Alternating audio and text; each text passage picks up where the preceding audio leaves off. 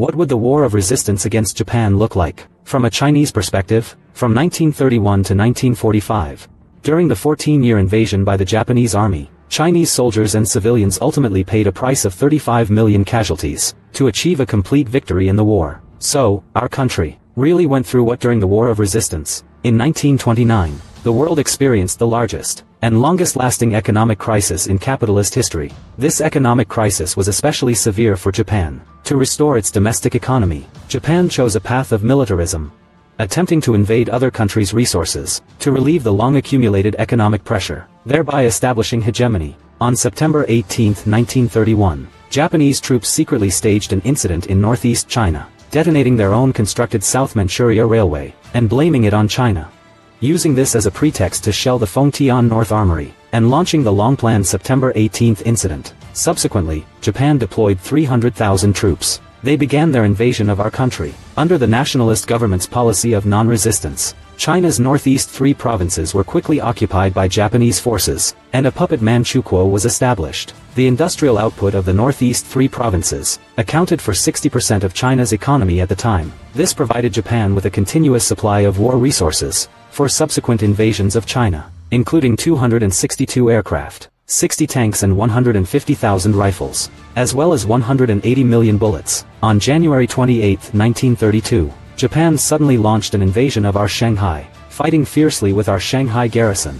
This battle is known as the January 28 Shanghai Incident. The total number of troops involved on both sides reached 140,000. With our army's heroic counterattack, we ultimately achieved victory in this war of resistance. Not only did it deal a heavy blow to Japan's arrogance, but it also provided our army with precious time to resist. On February 21, 1933, the Japanese army deployed 100,000 troops to launch an attack on our Rihe province. As of then, the Rihe campaign broke out. Due to our army's lack of equipment and manpower, the morale of the Northeast Army was low. They were defeated and forced into a continuous retreat. On March 4, Rihe province was also successively occupied by the Japanese army. At this point, the entire territory of the 4 northeastern provinces had fallen into the clutches of Japan. However, this still did not satisfy Japan's wolfish ambitions. Between 1934 and 1936, the Japanese army began large-scale recruitment and expanded its military equipment. By 1937, the size of Japan's army had reached 1.3 million. They also signed the Axis Pact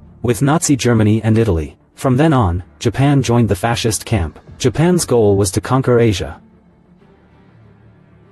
On July 7, 1937, Japan launched the long-planned Marco Polo Bridge incident. Japan suddenly launched a surprise attack on Beiping. Clashes broke out with Chinese troops. From then on, the anti-Japanese war fully broke out. Under the strong offensive of the Japanese army, the Chinese army was defeated without any resistance, and had to retreat southward all the way. In less than a month, Japan had successively occupied Beiping, Hebei, Tianjin, and other areas. The Japanese army kept winning victory after victory, and naturally didn't believe they could lose. This led Japan to become extremely arrogant and overconfident, and they declared they would destroy our country within 3 months. The arrogant plan. Soon after, Japan began targeting its next invasion target, towards Shanghai. On August 9, 1937, Japanese Navy Lieutenant Oyama Yuto and a soldier drove into Shanghai Hongqiao Airport, and suddenly challenged our army. They even kept driving to strike our soldiers. When we could no longer tolerate it, Chinese defenders immediately shot and killed these 2 Japanese soldiers.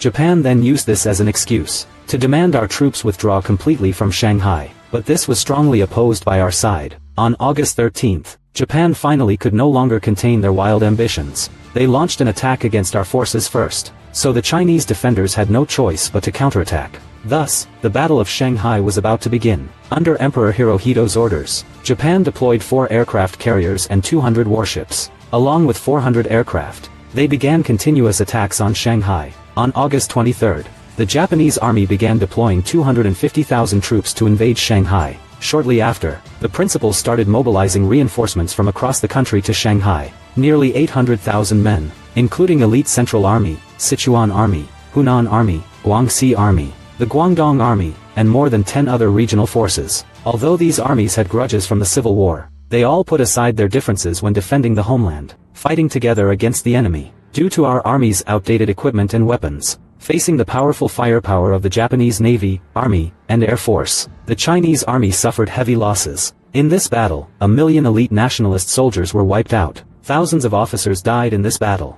It was the largest battle in the Chinese War of Resistance against Japan. Though we were defeated in this battle, we shattered the Japanese army's arrogant plan to conquer our country in 3 months. It also showed the whole world the determination of our people to defend our homeland. After the Battle of Songhu, due to heavy losses on the front lines, the principal ultimately ordered most of the troops were moved to Nanjing. After Shanghai fell completely on November 12, the Japanese large forces once again advanced rapidly towards Nanjing. On December 1, the Japanese deployed 200,000 troops, under the cover of hundreds of aircraft, launched the invasion of Nanjing.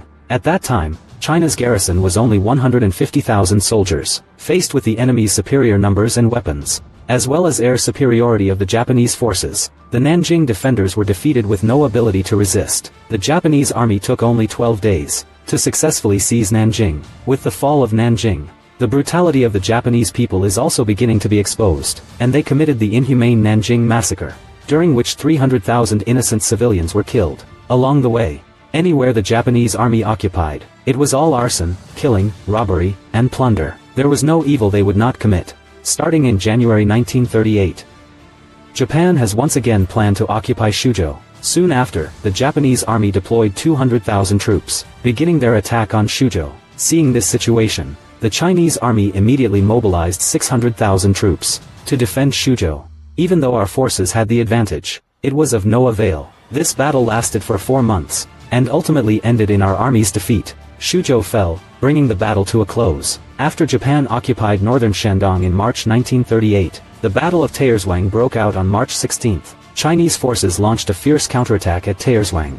Amid countless brave and fearless charges by our predecessors, this battle achieved the greatest victory since the anti-Japanese war, killing a total of 15,000 Japanese soldiers, dealing a heavy blow to the Japanese army's arrogance. However, due to the nationalist army's haste afterward, serious strategic errors occurred, caused the entire areas of Shandong and Jiangsu to be successively occupied by the Japanese army. In order to stop the Japanese advance, the principal decided to blow up the Yellow River Dike at the garden mouth. Although this operation temporarily slowed down the Japanese troops' advance, it also brought disaster to many innocent civilians. It caused catastrophe. The flooding of the Yellow River displaced millions of civilians, and resulted in widespread destruction of homes, with 600,000 casualties. On June 11, 1938, in Ning, the Wuhan battle broke out. This was the Chinese military's most heavily engaged force in the War of Resistance, and the longest in duration. The battle with the highest number of Japanese invaders destroyed. The Japanese army involved reached 350,000 troops, while our army deployed 1.1 million soldiers.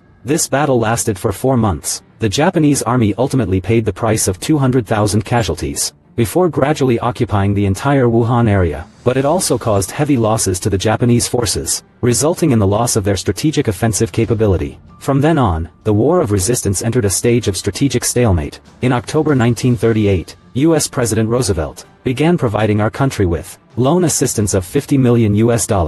A large amount of weapons and equipment began to be continuously transported to our country from Myanmar. This provided substantial aid for our subsequent War of Resistance against Japan. On September 1, 1939, Nazi Germany mobilized a force of 1.5 million troops. The army began a 3-pronged blitzkrieg against Poland. Thus, World War II officially broke out. Germany used blitzkrieg tactics to quickly break through the Polish defenses. In just 35 days, the German army occupied all of Poland. With the fascist nation's successive victories, widespread pessimism also arose in our country. In September 1939, Japan deployed 100,000 troops, and launched a massive offensive toward Changsha. Thus, the Battle of Changsha broke out. The 3 Changsha battles lasted 2.5 years. The Chinese army committed more than 1.2 million soldiers in total. Our country ultimately paid the price of 90,000 casualties, in exchange for inflicting 110,000 casualties on the Japanese invaders. The victory in this battle dealt a heavy blow to Japan's invading forces in China, and shattered their strategic goal of forcing surrender through battle. At the same time, it showed the people of the world China's army's determination to defend the homeland. In February 1940, Japan, in order to consolidate its rule in our country, prepared to support the pro-Japanese Wang Jingwei faction. As a puppet leader, he began gradually building an army to oppose our forces. This approach by Japan soon met with strong condemnation from the United States. President Roosevelt demanded that Japan immediately cease its aggression against our country. but the Japanese army stubbornly continued to invade our nation. In April of the same year, the United States froze all of Japan's assets in America, and stopped all exports of war materials to Japan, clearly showing its support for China's resistance against Japan. On August 20th, Japan, to deal with the 8th Route Army, and its raids and harassment in North China, began concentrating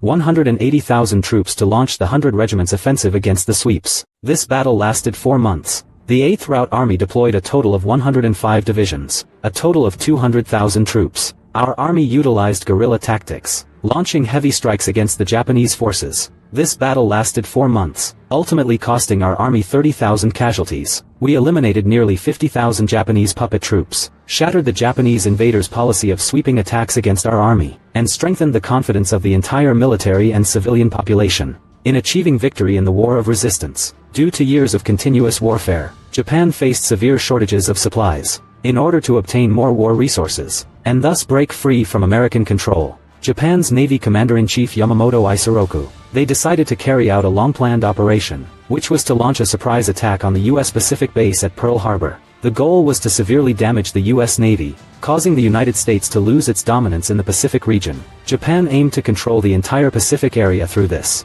On December 7, 1941, Japan deployed 6 aircraft carriers, carrying over 400 fighter planes, begins the large-scale attack on Pearl Harbor, United States, launching a massive surprise attack, resulting in heavy losses for the United States. Next, U.S. President Franklin D. Roosevelt declares war on Japan. Then the United States again provides China with a loan of $500 million to support China's fight against the Japanese army. In February 1942, at the request of the British government, the Chinese army began sending 100,000 troops, forming the Chinese Expeditionary Force, to start operations in Burma, and successfully turned the tide for the Allies in Southeast Asia. On November 2, 1943, in the Battle of Changde, known as the Stalingrad of the East, Japanese forces gathered 100,000 troops, and launched an attack on Changde. Chinese troops urgently assembled over 200,000 soldiers, and engaged in fierce fighting with the Japanese. The Nationalist Army relied on their positions to fiercely repel the Japanese attack. After a month of fighting,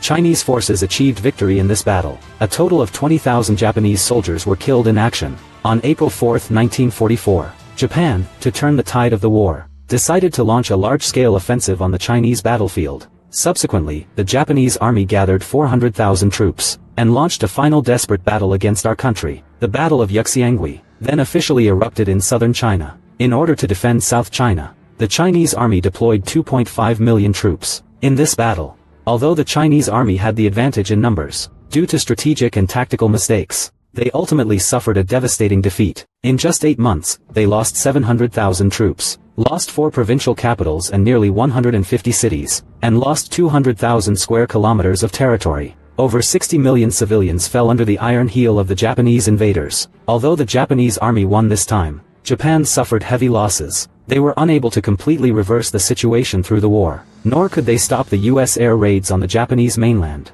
To block the U.S. advance in the Pacific, Japan had no choice but to withdraw large forces from China, to reinforce elsewhere. The Japanese army, which was retreating step by step in the Pacific region, on March 1, in the counterattack during the Western Yunnan campaign, recaptured over 70 towns and cities in Yunnan province. They regained 120,000 square kilometers of lost territory. Nearly 50,000 Japanese soldiers were eliminated. To turn the tide of the war, on April 9, 1945, Japan deployed 100,000 troops, supported by 150 aircraft, and launched a 3-pronged attack towards western Hunan. Chinese forces, in order to resist the Japanese advance, began to mobilize 200,000 troops. This was the final major engagement of the War of Resistance. The battle lasted 2 months, and resulted in the annihilation of 30,000 Japanese soldiers. On April 30, 1945, with the Soviet Red Army capturing the German capital Berlin, it marked the complete defeat of Nazi Germany.